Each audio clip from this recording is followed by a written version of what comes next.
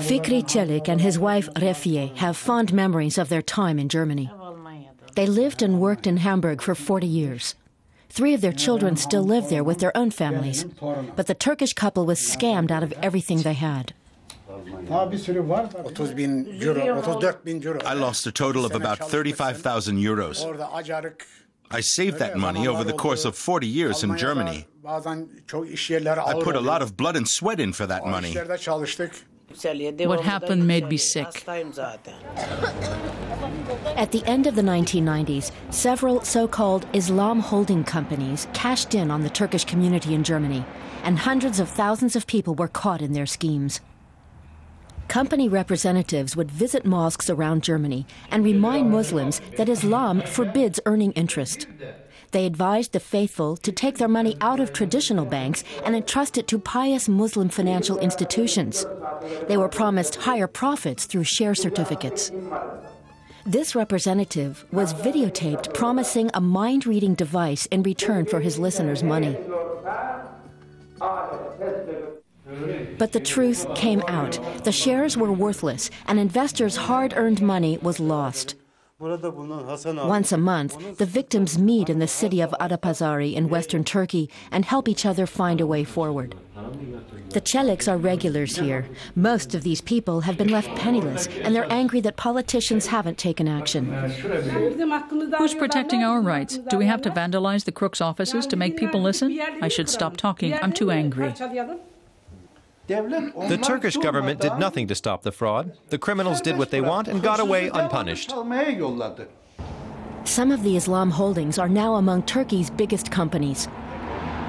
It's estimated the companies were responsible for embezzling about 25 billion euros in fraudulent transfers of funds.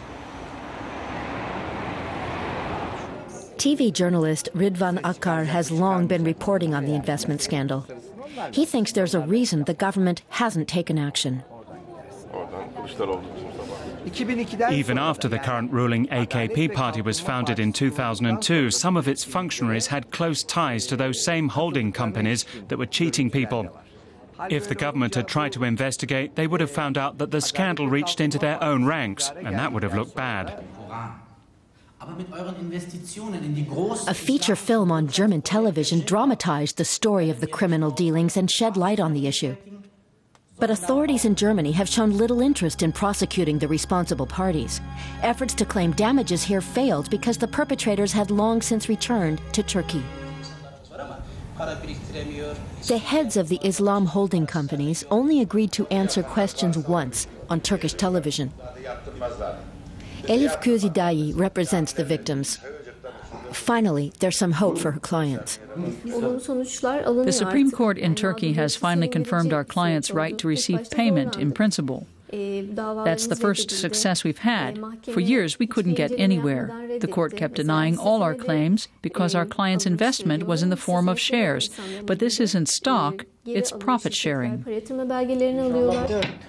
The Çeliks are lucky. They receive German pension payments, but not enough to pay for a trip to Hamburg to see their grandchildren. I have a lot of friends who went crazy after they lost their money. Some committed suicide. Those companies took all we had, using our religion as a cover. It has nothing to do with Islam.